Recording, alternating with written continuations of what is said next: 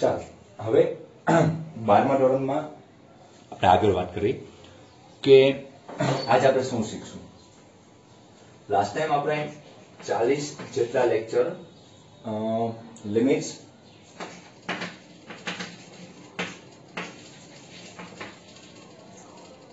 continuity and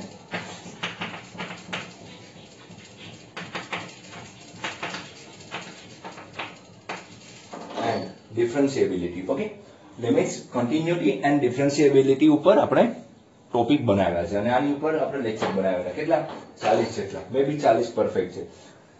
તો હવે આ ટોપિકમાં હવે આપણે આની પછીનો ટોપિક છે direct derivative. Okay, direct derivative એટલે ડિફરન્શિએશન જ કહેવાય. એને શું કહેવાય? ડિફરન્શિએશન જ કહેવાય. ઓકે, જે ડાયરેક્ટ સંકલન ડાયરેક્ટ વિકલન કરવાનું આવશે. જે તમને ફોર્મ્યુલા આપેલી હોય એનો યુઝ કરો, સ્ટાન્ડર્ડ ફોર્મ્યુલાનો યુઝ કરો. ઓકે, પરંતુ આમાં જેમ લેફ્ટ હેન્ડ ડેરિવેટિવ અને રાઈટ હેન્ડ ડેરિવેટિવ ચેક કરતા એ રીતના ડિફરન્શિએશનમાં ના કરવાની હોય. હવે આ ટોપિક પછીનો જે ટોપિક છે differentiation and application of derivative, જે હું તમારા અમુક ટાઈમ પછી લઈશ. આજથી હું તમારે એક નવો ટોપિક ચાલુ કરું છું, જે તમારે ઇન્ટિગ્રેશન તમે ભણી જશો. શું ભણી જશો? ઇન્ટિગ્રલ્સ તમે ચેપ્ટર નંબર 7 સેમ નંબર 4 માં તમે ભણી જશો. હવે અથવા તમારે કન્ટિન્યુ હશે તો કોઈ પ્રોબ્લેમ નહીં, બહુ જરૂર નથી પડતી આપણે નવા યુનિટમાં. હવે આજ આપણે નવું યુનિટ ચાલુ કરવાનું છે, એપ્લિકેશન ઓફ ડેરિવેટિવ.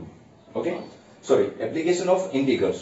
આપણે ડેરિવેટિવ તો શીખી ગયા છીએ, પરંતુ હવે એના ઇન્ટિગ્રલ્સ એટલે કે તમને ખબર છે સંકલન તમે જે કહો છો, એ સંકલનના આપણે શું કરવાના છે? ઉપયોગો ભણવાના છે. એ સંકલનના ઉપયોગો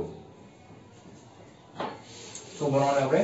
ચેપ્ટર નંબર આજે નવું જે ચાલુ કરશું, unit number 8. Okay, application of integrals એટલે કે ઇન્ટિગ્રેશન, સંકલનના ઉપયોગો. તો કઈ જગ્યાએ એનો ઉપયોગો થાય, શા માટે આપણે ચેપ્ટર શીખીએ છીએ, એની પહેલા થોડી ચર્ચા કરી લઈએ. પછી આજનો હું ખાસ તો લેક્ચર તમને પહેલો જે લેક્ચર છે આજનો 1 નંબર આપણે લેક્ચરને નંબર આપતા જઈશું, જેથી તમને કોઈ પ્રોબ્લેમ ના આવે.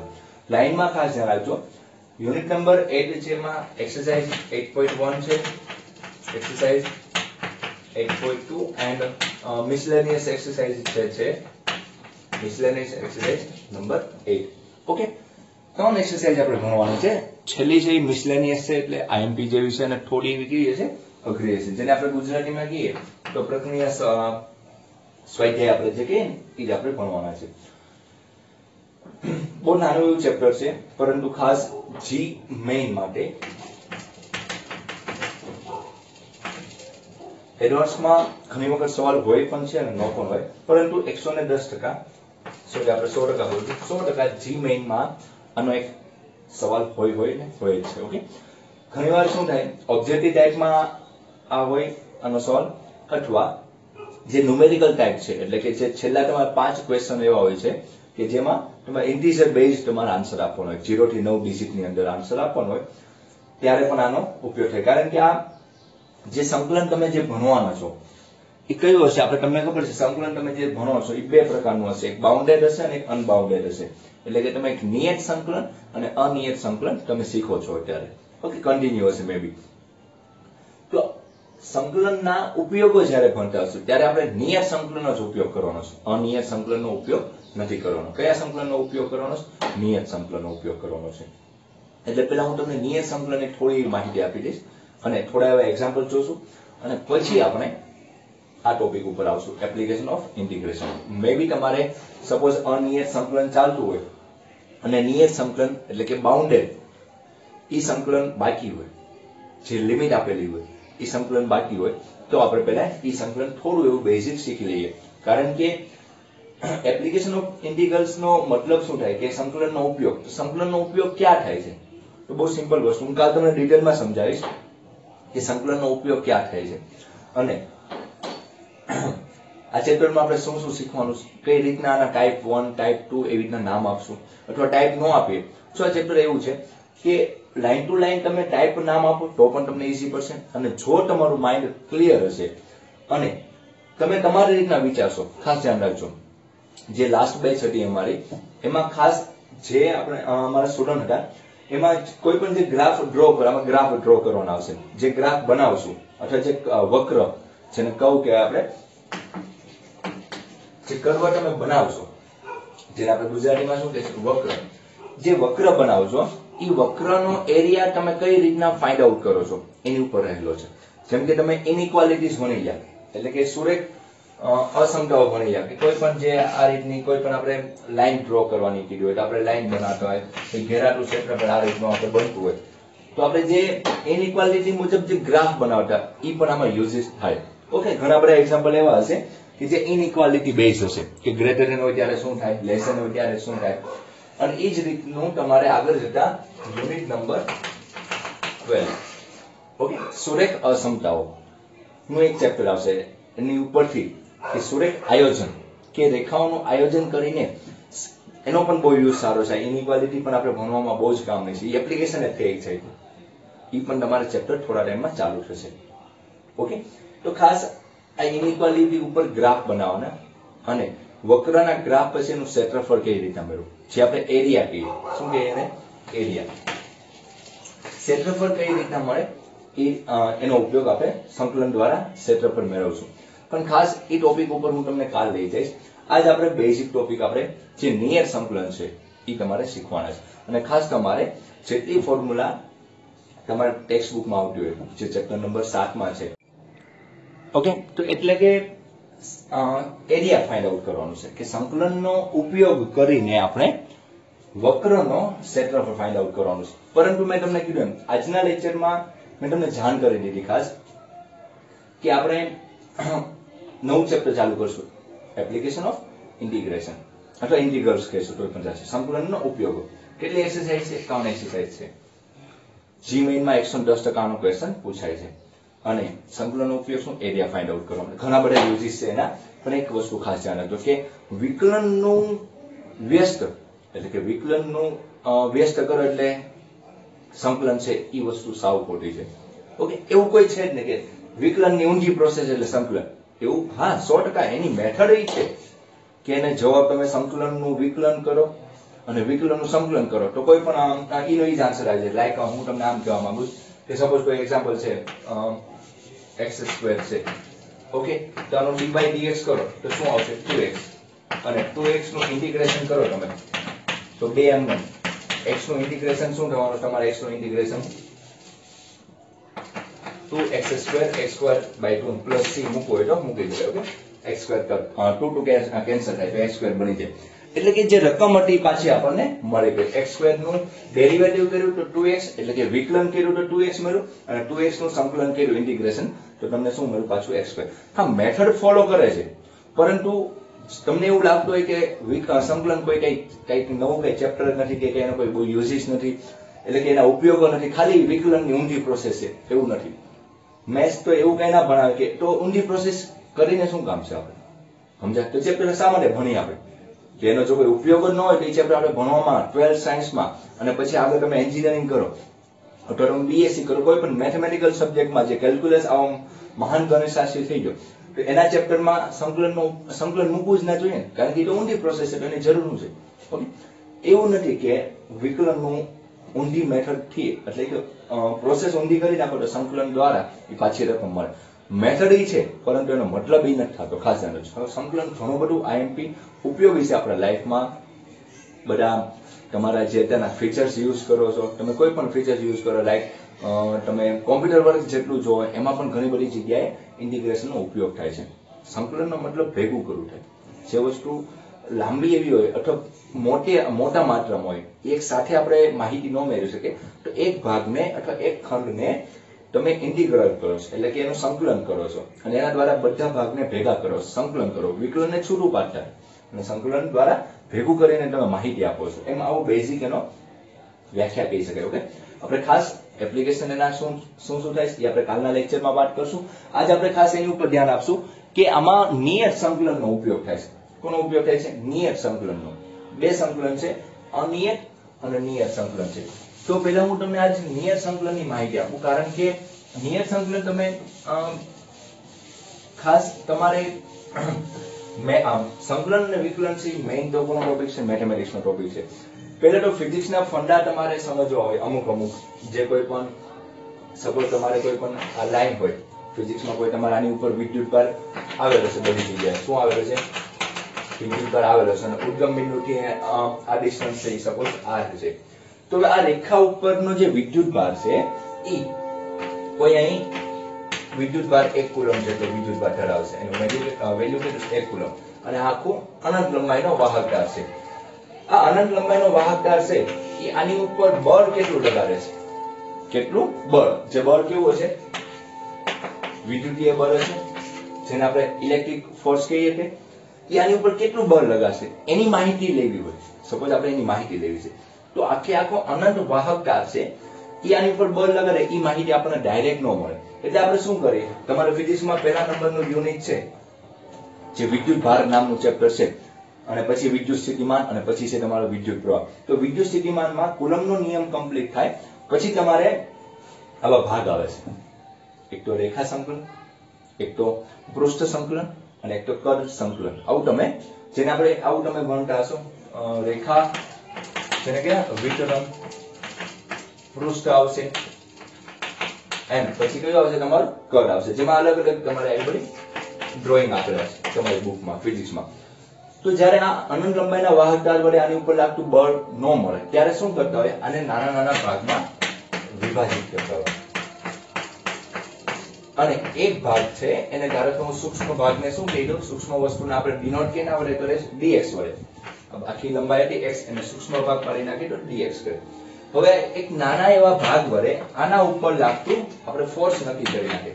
જે સૂત્ર હોય તમારું ફોર્મ્યુલા એક્ઝેક્ટ મને યાદ ના આવે, k(q1 q2) r², જેનો યુઝ કરતા હોય તમે. એક આ વિદ્યુતભાર હોય, એક આનો વિદ્યુતભાર હોય, વચ્ચે r² છેદમાં r² હોય, તો એ ડિસ્ટન્સનો સ્ક્વેર લેવાનો હોય. ઓકે, અને પછી આ ભાગ વડે આના ઉપર લાગતું તમે ફોર્સ ગણો, જેને આપણે શું કહીએ, dF.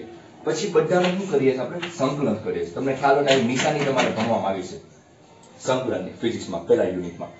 તો આનો બધાનો સરવાળો કરી નાખીએ, એટલે કે સિગ્મા કરો, અને પછી સિગ્મા તમે 100% ટોટલ કરવા માટે સિગ્મા યુઝ થાય છે, પરંતુ સૂક્ષ્મ ભાગનો સરવાળો કરો એટલે સિગ્મા કન્વર્ટ કેમાં થઈ જાય છે, ઇન્ટિગ્રેશનમાં થઈ જાય છે, એટલે કે સંકલનમાં, જેને ભેગું કરવાનું છે આપણે. તો સંકલનમાં કન્વર્ટ કરો તો આ અનંત લંબાઈના વાહકદાર વડે આ કોઈ r અંતરે અથવા બીજો કોઈ નામ આપી દે r1 અંતરે રહેલા વિદ્યુતભાર ઉપર લાગતું બળ મળી શકે. તો જે ફિઝિક્સમાં તમે આવું બધું ભણો છો એમાં પણ આપણે કોનો યુઝ થાય છે, ઇન્ટિગ્રેશનનો યુઝ થાય છે. ઓકે, એટલે ફિઝિક્સમાં એનો યુઝેજ આવે છે, એના ઉપયોગો આવે છે. ઓકે, ઘણા તમે કેમેસ્ટ્રીના અમુક યુનિટ તમારે બાકી હશે, અથવા જ્યારે તમારે ચાલશે ત્યારે પણ તમારે કોઈ દર માંગ્યો હશે, એમાં આપણે વિકલ સમીકરણનો ઉપયોગ થાય છે. અને પછીનું હું યુનિટ ચાલુ કરીશ વિકલ સમીકરણ, જેને ઇંગ્લિશમાં શું કહેવાય, ડિફરન્શિયલ ઇક્વેશન. ઓકે, આજનો લેક્ચર હું મોસ્ટ ઓફ તમને માહિતી માટે રાખું છું, થોડું એવું હું તમને શીખવાડીશ, પરંતુ ખાસ તમારે આનું યુઝ, એટલે કે પહેલા 2 દિવસ તમે પ્રિપેર થાવ, અને બાકી આ કેલ્ક્યુલસનો ટોપિક છે, એટલે કેલ્ક્યુલસના ટોપિક ઈઝી ન હોય, થોડા સમજવાના અને ધ્યાન આપવાનું, એટલે તમને આરામથી સમજાઈ જાય. ખાસ શું કહેવા માંગીશ કન્સેપ્ટ, એની ઉપર ડિપેન્ડ છે આ બધી વસ્તુ. એટલે કે વિકલ સમીકરણ આવશે, એનો યુઝિસ પણ તમારે કેમેસ્ટ્રીમાં થતો હોય છે. લાઈક તમે કહી શકો કે કોઈ એટલા સમયમાં એટલા બેક્ટેરિયા ઉત્પન્ન થાય છે, તો એટલા સમયમાં કેટલા, ધારો કે 1980 ની વાત કરો, 1980 માં બેક્ટેરિયા ઉત્પન્ન થતા અથવા બેક્ટેરિયા નાશ થવાનો દર કંઈક સમથિંગ આપેલો છે, તો 2020 માં એ દર કેટલો હશે. પછી એની ઉપર જીવનકાળ, તમે સરેરાશ જીવનકાળ, એવું ફિઝિક્સમાં પણ ભણશો તમારા ન્યુક્લિયસના ચેપ્ટરમાં, પરમાણુના ચેપ્ટરમાં એવા તમે ભણવાના આવશે. સરેરાશ જીવનકાળ કોને કહેવાય, અર્ધાયુ જીવનકાળ કોને કહેવાય, સેમ એજ તમારા કેમેસ્ટ્રીમાં આવશે સરેરાશ જીવનકાળ. એ બધી વસ્તુમાં જ્યારે સરેરાશ જીવનકાળને એવું ફાઇન્ડ આઉટ કરવાનું હોય, જ્યારે ટોટલની વાત થતી હોય ત્યારે એનો ક્યારે કોનો યુઝ થાય, સંકલનનો ઉપયોગ થાય. ઓકે, એટલે એ બધી વસ્તુ ત્યાં આવે છે 100%, પરંતુ મેઇન આપણો ટોપિક છે સંકલન, એ મેથેમેટિકલનો છે, એટલે કે મેથ્સનો એ ટોપિક છે. એટલે ખાસ તમારે મેથ્સ ઉપર ડિપેન્ડ કરે છે. ઓકે, એ ફિઝિક્સ ને કેમેસ્ટ્રી ઉપર ડિપેન્ડ નથી કરતા, એટલે ખાસ તમારે અહીં શીખો, એટલે તમને વધારે ફિઝિક્સ અને કેમેસ્ટ્રીના કન્સેપ્ટ વધારે ક્લિયર થશે. ખાસ સંકલનનો ઉપયોગ ઘણી બધી જગ્યાએ થાય છે. આપણે વાત શું થાય, ચેપ્ટરનું નામ શું છે, એપ્લિકેશન ઓફ ઇન્ટિગ્રલ્સ, એટલે કે સંકલનનો ઉપયોગ ક્યાં ક્યાં થાય. તો આપણે બેઝિક ખાલી આપણે ફિઝિક્સ અને કેમેસ્ટ્રીમાં જે ઉપયોગ થાય છે એની આપણે વાત કરી. ઓકે, હવે આપણે આપણા ચેપ્ટરની વાત કરી તો તમે એક વસ્તુ ધ્યાન આપો કે જે તમારું ચેપ્ટર છે એમાં તમારે બે આપણે સંકલનમાં બે પાર્ટ આવી ગયા, અનિયત સંકલન અને કયો આવશે નિયત સંકલન. અનિયત સંકલન અત્યારે તમે ભણો છો, જેમાં આપણે શું હોય તમારે એની લિમિટ છે એ લિમિટ આપેલી ના હોય, અને નિયત સંકલનમાં તમને લિમિટ આપેલી. સપોઝ કોઈ x dx છે તો આનું ઇન્ટિગ્રેશન શું થાય x2/c થવાનું. ઓકે, ઇન્ટિગ્રેશન ને i વડે સ્પેલિંગ એનો ચાલુ થાય એટલે i વડે ડિનોટ કરાય. ઇન્ટિગ્રેશન હોય ડેરિવેટિવ ને d વડે ડિનોટ કરો તો ઇન્ટિગ્રેશન નો સ્પેલિંગ i થી ચાલુ થાય એટલે એને i વડે દર્શાવે છે. ઓકે, જે ઇન્ટિગ્રેશન ની સાઇન આપેલી છે જે વેરિયેબલ ઉપર ડિપેન્ડ હોય એ વેરિયેબલ નો સૂક્ષ્મ ભાગ તમારે લખવાનો હોય. ઓકે, ઇન્ટિગ્રેશન ની સાઇન હોય તમે d/dx છે એ શું ડિનોટ કરે કે ડેરિવેટિવ કરે કે આ x જે વેરિયેબલ છે ચલ પદ છે એનું x ની સાપેક્ષે વિભાજિત કરે છે, એટલે કે વિકલન છૂટું પાડે. તે શું બને છે, એ શું બની જાય એક બને છે. x2 હોય તો 2x બને, x3 હોય તો 3x2 બને. એમ એ શું કરે છે છૂટું પાડવા ટ્રાય કરે છે, અને આ શું કરે છે ભેગું કરે સંકલન. ઓકે, એટલે કે આ રીતના પ્લસ થી તમે શું ડિનોટ કરે છે તમને ખબર છે કે કોઈ અનનોન એટલે કે ધારો કે x3 + 5 હોય y ઇક્વલ તો આનું ડેરિવેટિવ શું થવાનું છે. આપણે એક વાત કરીએ, આપણે એક સિમ્પલ એક્ઝામ્પલ લઈએ, y ઇક્વલ ટુ x3 + 5 છે સપોઝ. ઓકે, તો એનું dy/dx શું થવાનું તો 3x2 + 0 થવાનું, એટલે આપણે ખાલી શું લખશું 3x2 લખશું. સેમ એજ અત્યારે હું વાત કરું કે dy/dx આપેલું છે. ઓકે, આ શું આપેલું dy/dx તો 3x2 dy = 3x2 dx આમ લખી શકું. dx ને ક્યાં જવા દીધા બાજુમાં જવા દીધા. હવે બંને બાજુ સંકલન કરી નાખું, બંને બાજુ શું લેતા સંકલન લેતા, તો 1 dy = 3x2 dx આવશે. શું કર્યું બંને બાજુ સંકલન કર્યા તો 1 નું સંકલન તમે ભણી જાવ કે 1 dx હોય તો એનું સંકલન શું થાય x, જે વેરિયેબલ હોય એની ઉપર ડિપેન્ડ હશે. તો અહીં dy છે તો એનું સંકલન શું થાય y થશે. અહીં ટર્મ કોન્સ્ટન્ટ છે એટલે પહેલા રહેશે. આનું સંકલન શું થાય x3/3. ટર્મ કેન્સલ તો y બરાબર શું આવ્યું x3 આવ્યું. y બરાબર શું આવે છે x3 આવે છે. પરંતુ તમને ખબર છે કે અહીં તો સર રકમ હતી એ પાછી બની નહીં. રકમમાં કેવું હતું 5 આપેલું હતું. આથી જ તમે શું કરો છો જ્યાં ઇન્ટિગ્રેશન કરો ત્યાં શું મૂકો છો પ્લસ શું મૂકો છો c, એટલે આન્સર શું આવે x3 + c આન્સર આવશે. શું આવશે x3 + c. જે c શું ડિનોટ કરે છે કે ઈ છે કોન્સ્ટન્ટ આપેલો. શું આપેલું કોન્સ્ટન્ટ આપેલો. કોન્સ્ટન્ટ નો મતલબ શું થવાનો છે કોઈ પણ હોઈ શકે. એમાં પછી 1 2 એવા નામ આપવાની જરૂર નથી. કોન્સ્ટન્ટમાં જેટલા કોન્સ્ટન્ટ પર હશે વેરિયેબલ સિવાયના, ખાસ ધ્યાન. કોન્સ્ટન્ટ નો મતલબ શું જેની બાજુમાં વેરિયેબલ નથી. વેરિયેબલ એટલે કે ચલ પદ નથી જેની બાજુમાં, એ બધા શું થાય અચલ પદ. એટલે કે આ સ્ક્વેર આમાં અલગ અલગ c ના પણ મતલબ અલગ અલગ હોય. ખાલી આપણે c લખી નાખે એવું નથી. જ્યારે તમે એપ્લિકેશન ઓફ ઇન્ટિગ્રલ છે એટલે કે 8મા પછી 9મું યુનિટ ચાલુ કરશું કે ડિફરન્શિયલ ઇક્વેશન છે ત્યારે આ c નો પણ મતલબ ઘણા બધા અલગ અલગ રીતના થતા છે. એ સ્ક્વેર અચળાંક છે. આપણે શું કહે એને સ્ક્વેર અચળાંક કહેવાય. કોન્સ્ટન્ટ કહેવાય છે પણ એનું ગુજરાતી નામમાં શું કે સ્ક્વેર અચળાંક કહેવાય. એના પણ ઘણા બધા એ સોલ્વ કરવાના કારણ હોય. કેટલા સ્ક્વેર અચળાંક આવે, શા માટે આપણે c એક જ મૂકીએ, એક કરતા વધારે મૂકવો હોય તો મૂકી શકાય, તો એના કારણ હોય. ધારો કે ઘણી રકમમાં 2 c1 c2 લખેલા હોય તો એનો મતલબ શું થાય છે એ બધી વસ્તુ આપણે આગળ જતા શીખવાની છે. ઓકે, હવે જે કેલ્ક્યુલસના છેલ્લા જે ચેપ્ટરો તમે શીખો છો, છેલ્લા ચેપ્ટરો ખાસ ધ્યાન રાખજો. છેલ્લા ચેપ્ટરો એવા છે કે જે તમારે આગળ તમારું બીએસસી કરો કે પછી તમે એન્જિનિયરિંગ કરો, જ્યારે હાયર મેથેમેટિક્સ તમારે આવશે ત્યારે આ બધી વસ્તુ બહુ જ નાની નાની વસ્તુ કામ લાગશે કે શા માટે કોન્સ્ટન્ટ લખીએ છીએ, એનો મતલબ શું થાય છે. એના પણ 2 ફોર્મ્યુલા છે કે પર્ટિક્યુલર ઇન્ટિગ્રલ એટલે કે આપણે ગુજરાતીમાં કહીએ તો વિશિષ્ટ સંકલન અથવા વિશિષ્ટ ઉકેલ, અને એક જનરલ સોલ્યુશન આવે. જનરલ સોલ્યુશન એટલે બધાનો કમ્બાઈન આવે. ઓકે, એક આવશે કોમ્પ્લિમેન્ટરી ફંક્શન. આ રીતનું હોય કોઈ પણ ઇક્વેશન કોઈ પણ સંકલન છે ને આ રીતના કન્વર્ટ થતું હોય. તો y = cf + pi. cf + pi. cf નો મતલબ શું થાય કોમ્પ્લિમેન્ટરી ફંક્શન. એન્ડ પીઆઈ નો મતલબ શું થાય? આ જવા દઈએ આપણે,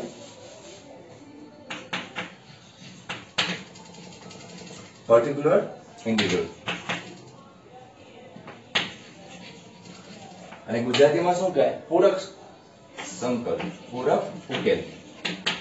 અને આને શું કહે? વિશિષ્ટ. પર્ટિક્યુલર એટલે કે શું થાય? વિશિષ્ટ થાય. તમે કહો કે આ પર્ટિક્યુલર સ્ટુડન્ટ છે તો એને શું કહીએ આપણે? વિશિષ્ટ ઉકેલ. ઓકે, એને શું કહેવાય? વિશિષ્ટ ઉકેલ. આપણે થોડું ઉપર લખીએ કારણ કે અહીંયા આને બતાવશે નહીં. ઓકે, આને શું કહેવાય છે આપણે? પર્ટિક્યુલર CF મતલબ શું થાય? પૂરક ઉકેલ. એન્ડ પીઆઈ નો મતલબ શું થવાનો છે? પીઆઈ નો મતલબ વિશિષ્ટ ઉકેલ. વિશિષ્ટ ઉકેલ.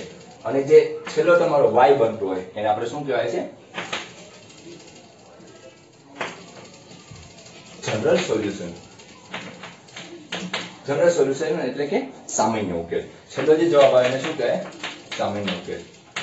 એટલે કે શું કહેવા માંગુ છું કે જેનું વિકલન થઈ ગયું હોય એને પાછું આપણે સંકલન કરીએ તો એ બે પાર્ટમાં કન્વર્ટ થાય છે. એક પૂરક ઉકેલ હોય અને વિશિષ્ટ ઉકેલ. એ મુજબ એના C1 C2 C3 એ રીતના સ્ક્વેર અચળાંક જે તમે C મૂકો છો ને એના ભાગ પડેલો હોય અને બધાનું કમ્બાઈન કરો ત્યારે તમારું જનરલ સોલ્યુશન એટલે રકમ બની જાય. ઓકે, તો જેમ આપણે અહીં આપણે એક્ઝામ્પલમાં જે વાત થઈ કે અહીં આપણે જે y બરાબર x³ પ્લસ આપણે શું મૂકવું પડ્યું? C. આ સ્ક્વેર અચળાંકની વાત થઈ કે કોન્સ્ટન્ટ શા માટે મૂકવા પડે? ઓકે, એના પણ ઘણા બધા કારણ હશે. જેમ જેમ કારણ આવતા જશે એમ તમને હું કહેતો જઈશ કે આ કારણથી આપણે અહીંયા મૂકીએ છીએ. ઓકે, તો આ વાત થઈ આપણી સંકલનની. બેઝિક બધી વસ્તુ તમે આજે હું આજના લેક્ચરમાં રાખીશ. કોઈ આપણે ટોપિક કે ચેપ્ટર ચાલુ નથી કરવાનું. ચેપ્ટર હું તમારું ચાલુ 1 કે 2 દિવસ પછી તમારું ચાલુ કરી દઈશ. એટલે ખાસ તમે જે વસ્તુમાં બાકી હોય એટલે જે વસ્તુમાં હારે ના થયા હોય, સપોઝ તમે લિમિટ્સ, કન્ટિન્યુટી એન્ડ ડિફરન્શિએબિલિટી મેં લેક્ચર લીધા છે એમાં બાકી હોય તો એ ત્યાં તમારે જેમ જેમ ટાઈમ મળતો જાય એમ જોતા જાય. તો ખાસ તમારા હવે પછી 1 કે 2 દિવસમાં આ હું કન્ટિન્યુ આજ તો હું તમને આ વસ્તુની માહિતી આપું છું અને પછી હું કાલના લેક્ચરમાં તમારે નિયત સંકલન ચાલુ કરીશ. જે તમારું ચેપ્ટર નંબર 7 છે એ હું નથી ભણાવવાનું. એ જે તમારા સર છે એ કન્ટિન્યુ રાખશે, પરંતુ એમાં એ નિયત સંકલન તમને આવડવું જોઈએ. ઓકે, નિયત સંકલન તમને ફાવે તો હું ત્યાંથી તમારું નિયત સંકલન આવડતું હશે તો જ હું તમને સંકલનના ઉપયોગો ભણાવી શકીશ. ઓકે, ખાસ તમે ધ્યાન રાખજો. તો જ હું તમને ઉપયોગો ભણાવી, ત્યાં સુધી હું તમને ઉપયોગો ભણાવી શકીશ નહીં. એટલે ખાસ તમારે ધ્યાન આપવાનું છે કે નિયત સંકલન શું કહેવા માંગે છે. અને ખાસ પછી આપણે ચેપ્ટર ચાલુ કરશું. એક જ લેક્ચર હું તમને નિયત સંકલનનો લઈશ અને પછી તમારું ચાલુ થઈ જશે. શું આવશે? એપ્લિકેશન ઓફ ઇન્ટિગ્રલ આવશે. ઓકે, તો ખાસ નવું કાંઈ ના કહેતા. અને બીજું આમાં મારે તમને ખાલી સ્ક્વેર અચળાંક કહેવાનું હતું, આ કહેવાનું હતું. સંકલનના બેઝિક જે બધા ફોર્મ્યુલા છે એ તમને બધી એવી ખ્યાલ હોવી જોઈએ. કોઈ પણ ફોર્મ્યુલા હોય અને મેથડ સારી હોવી જોઈએ. જો કે હું તમને જે આ એપ્લિકેશનની વાત કરું છું, યુનિટ નંબર 8 છે સંકલનનો અથવા સંકલનના ઉપયોગો.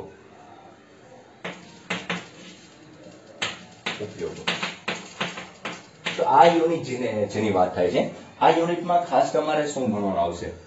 ઓકે, ખાસ તો તમને પહેલા શું આવડવું છે? પહેલો ટોપિક શું છે આપણો? પહેલો ટોપિક કે નિયત સંકલન તમારું સારું એવું હોવું જોઈએ. એટલે કે પહેલો ટોપિક આપણને શું આવડવું છે? નિયત સંકલન. આ ખાલી બેઝિક આપણી નોટ છે. આ કોઈ બુકમાં કે એમાં તમારે આ તો તમને ભાષામાં સમજાય અને તમને શું આવડવું જોઈએ એની ખાલી હિન્ટ આપું છું કે પહેલા તમારું નિયત સંકલન સારું હોવું છે. નિયત સંકલન એટલે કે એની બોર્ડર આપેલું હોય A થી B. ઓકે, સપોઝ તમારે ફિઝિક્સમાં કે કેમેસ્ટ્રીમાં ક્યારેક એવા એક્ઝામ્પલ આવી ગયો કે ઉપરની લિમિટ માઇનસ નીચેની લિમિટ. એ હું તમને સમજાવીશ. બહુ સારી રીતના સમજાય છે. તો કોઈ ચિંતા ના કરતા જો ત્યારે ના સમજાવવાનું હોય તો. ઓકે, પછી તમારે એ જે વક્ર છે એનું ડ્રોઈંગ આવડવું જોઈએ. એના ગ્રાફ કેવા છે એ તમને ખબર હોવી જોઈએ. ખાસ તમારો ગ્રાફનો સેટ કેવો છે. જેમ કે હું તમને એમ કહું કે પેરાબોલા છે એટલે કે પરવલય છે, તો તમે એમ કહો કે સર હા પરવલયનો આકાર તો આવડે છે કે સર આ રીતનું હોય કે આપણે છે આ રીતનું હોય. ઓકે, અને ઉદ્ગમ બિંદુમાંથી પસાર થતો હોય તો આપણે ઉદ્ગમ બિંદુમાંથી અથવા કોઈ ડિસ્ટન્સ હોય તો ડિસ્ટન્સ આ રીતનું હોય.